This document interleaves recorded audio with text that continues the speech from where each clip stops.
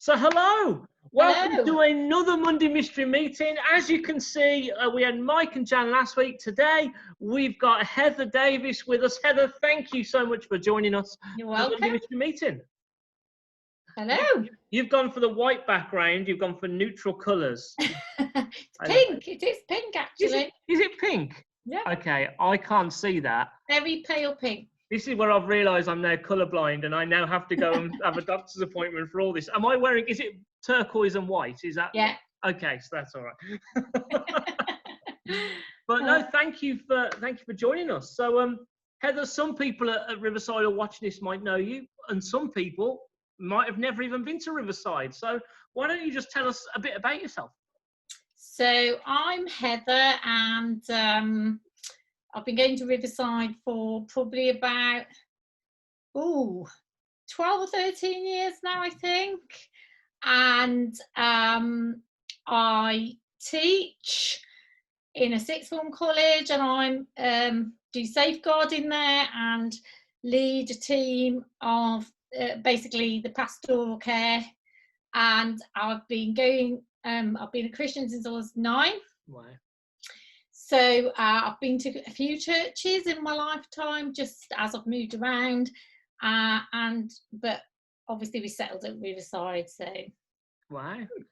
So you're passionate about people. I'm assuming being in the job here, especially with the safeguarding role that you've got. I know how heartbreaking that can be at times. And obviously you're loving God because you've been walking with him since you were 9, which is awesome. Long time. A lot of people who I've interviewed, almost life changed in lockdown because they had to stop work and all of that. But actually, that didn't really happen for you, did it? What has lockdown looked like for the past 14, 15 weeks? So we did stop school, obviously, stop college, and we had to work from home, but we didn't get a break. We went straight into sort of teaching online, and obviously with the situation there was a lot of safeguarding, anxiety, and so the pastoral care system has been really, really busy. While we care for, we've got over 2,000 students. Wow. Obviously almost half of them left because they were year 13, sort of about 6 weeks into lockdown, but we've been trying to manage their fears and worries, and obviously there's a lot of domestic issues that we've had to sort out, such as if they haven't got computers, had to take them computers, or if they haven't got the internet, get them a dongle, or there are students whose relatives have died, or they've got relatives who are seriously ill, and they've obviously been unable to go into palliative care. So quite a lot of varied things that we've had to do. I'm assuming the challenges are even more expanded because those that have got pastoral, sometimes teenagers just need a friendly face, someone that's going to come around them and be near them and just be for them, whereas that physical contact has gone. And for some teenagers, school and college is their safer place than home, and to have that just whisked away as well. Has it really affected you almost emotionally trying to do the job through that? It's been tiring. It's been rewarding but tiring, I would say. So you have formed. Obviously, we've been phoning students up on college phones and things, and we have actually been back in college for quite a long time. Socially, the staff have, and so we've been able to use phones there. But we formed some of the kids you formed really close relationships with, and then others it's been difficult. Trying to find support agencies in lockdown was difficult. But Wow. I mean, do you see coming out of lockdown for you when the kids all come back in September, because we keep getting told they already came back. They came back about a month before the end of term, on a rota basis in small class groups. So they were already back. So a lot of them said that was really great. They were they were nervous to start with, but very glad when they came back. It was a very safe environment for them to come back into. So Do you see actually the young people maybe being a bit more open than they were before lockdown because they appreciate being in college? Definitely more open, I would say, and more, they're more, those that want to be motivated have become more motivated, and those that didn't, I think it's been very difficult for those who weren't motivated without structure. Wow. And obviously it's summer holidays now, so I'm assuming, I mean, I know some schools are asking teachers and staff to work through the summer. Are you getting the summer off? We go back in August anyway. So no, we are going on the 13th for the results, and then we're back on the 20-something of August. So I've got 4 or 5 weeks, which is brilliant. So do you have a summer lockdown plans now? Because almost you talk to some people and they've, because of lockdown and furlough, they've done their garden, they've done their house, they've gone for walks. Obviously, you've had to work through this. You haven't had that space. So do you have, like, now I've got 4 weeks to do this? I'm finishing. I feel like I look like a mad person. I'm finishing my dissertation because I'm also trying to do a dissertation this year. So that's my lockdown plan, is to get that done. Wow. But I took it on. I'm going to finish it. Yeah. And not only that, but you've been doing stuff with our youth team as well, isn't? I have, yes. So I work in the youth team. I help out there. Debbie Beadle and me started a youth club. I reckoned it was about 9 years ago, and I've worked in it ever since. Really, volunteered and helped to run it. So yes, I've been meeting it with them. On Fridays and sometimes on Sundays, and we've just started a youth group. If there's anyone out there who's over 16, sort of 16 to 20, we've just started another youth group for people that age, which is really exciting. I got to be honest, I'm really excited about it as well, because being a history of youth work myself, I certainly know there's certainly challenges when you're trying to talk to someone at 17 about what they're going through, and there's like 3 or 4 13-year-olds, and actually sometimes people put teenagers together, but 13 and 17, it's massive, isn't it? The Very difference. Yeah. So I'm just really grateful that you're obviously so passionate about people, because you keep doing this. You keep investing in people. It's incredible. I do. I really love working with the youth. I love working with children, but I love working with teenagers, which not many people do. No. But I absolutely find it really rewarding. I think because I've taught teenagers and worked in youth clubs pretty much all of my adult life, I sort of know, can't say I understand them, but I know a bit about them. You connected with them. You have an appreciation. Well, I sort of know where they're coming from sometimes. Right.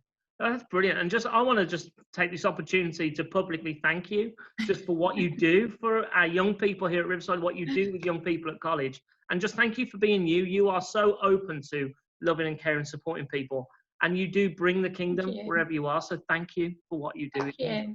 Thank you.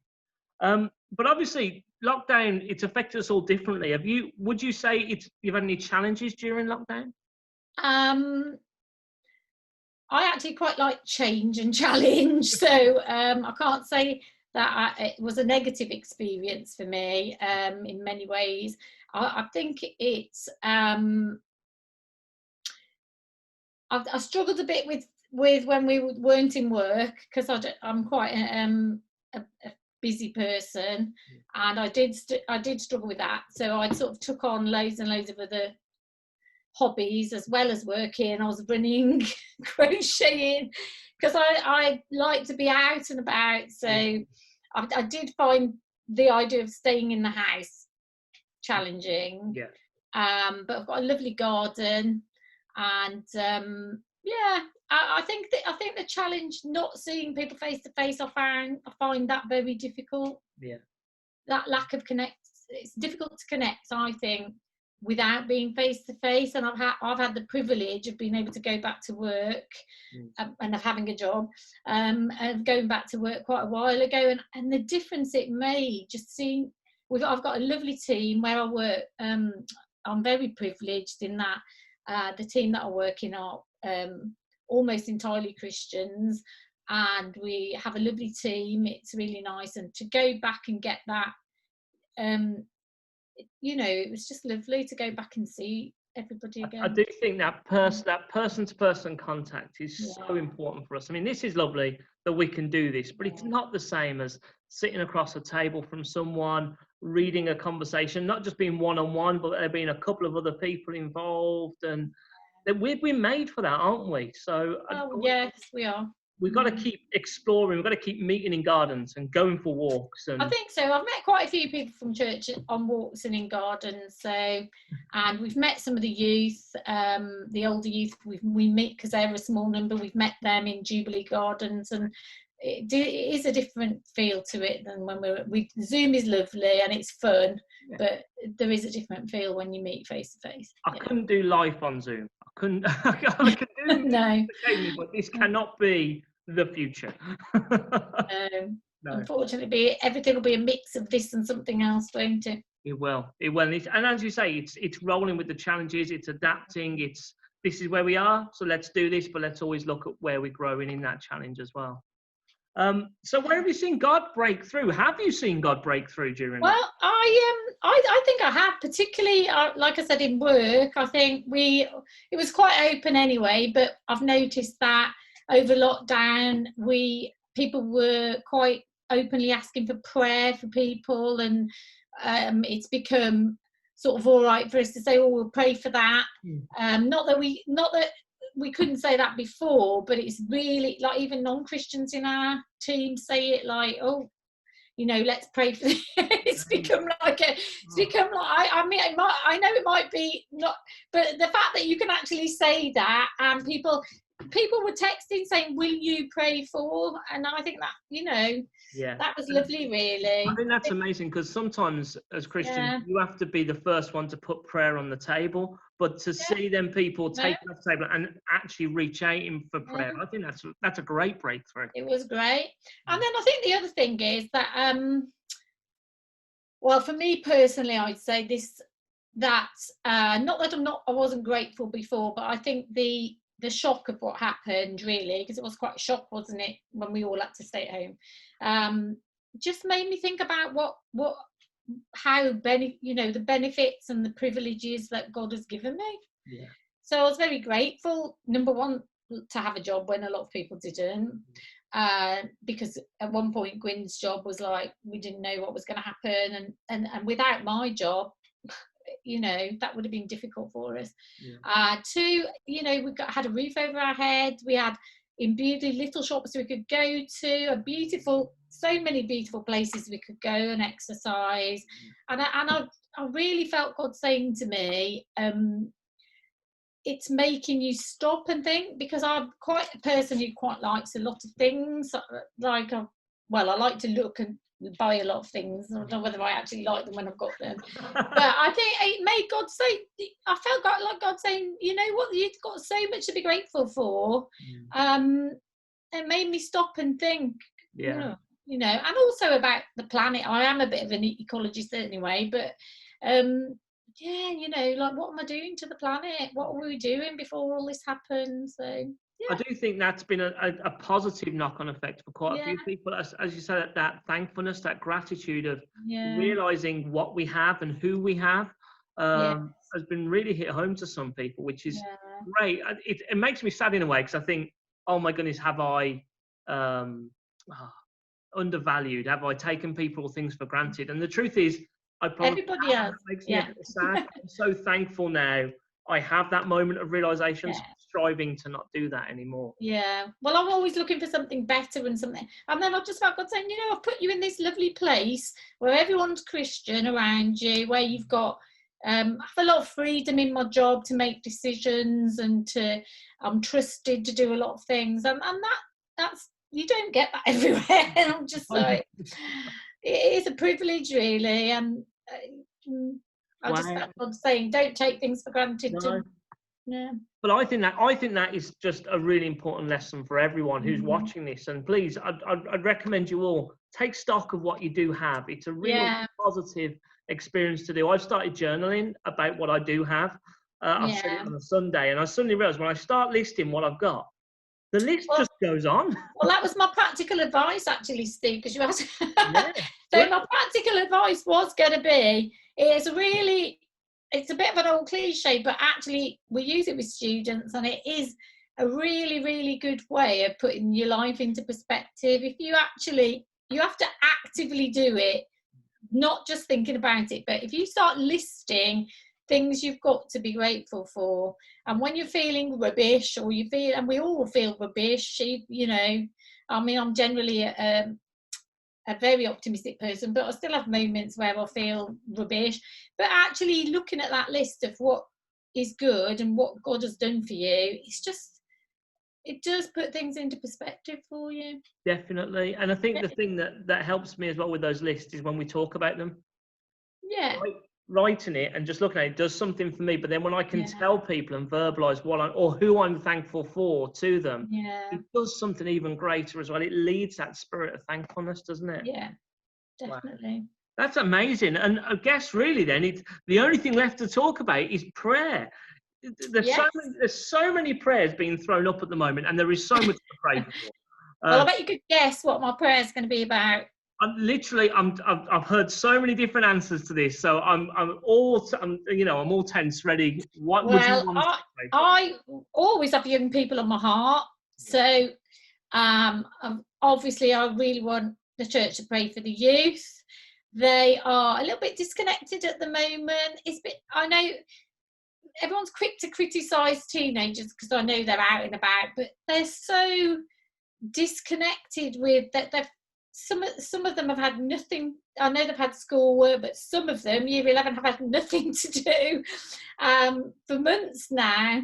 And it is a safeguarding worry that they've been out and about on the streets with parents back at work. But pray for our young people. They are amazing, but they need, like we do, guidance, and they need someone who cares for them, or to feel like they're cared for and belong to somewhere. And I think that's really important, that as a church we make them feel as though they belong. Otherwise, why will they stay? They won't. I remember when I was a young person, because I went to church for a few years as a teenager, and I was just with a few other young people, and some of them were Christian, some of them weren't, and I saw someone from church coming towards me, and I got really excited because I was going to introduce my mates to this person from church, and this person was in their 50s, and they saw us, and I could see that they clocked eyes with me, and they crossed the road. And they passed on, and I tried to wave at them and everything, and there was no response. And then on Sunday, they said to me, "Oh, Steve, I know you want to say hello, but I was just so nervous around all your friends." I'm like, but they needed you. They needed to see the church was for them, not afraid for them. And I think we need to do more as a church to always put ourselves in young people's way. A group of young people can seem threatening, but actually they're people. They're not really threatening. No, they might look it, but they're not. And actually, they just want to have a laugh and get to know you. I love the fact Barry always talks about his youth leader who really changed his life. But he didn't look like a youth leader. He came to youth with a skirt and tie on, and he took his blazer off, took his tie off, and just played table tennis with Barry when he was a kid. Well, obviously I grew up in a church, and had a group of what we used to call them aunties and uncles in those days, didn't we?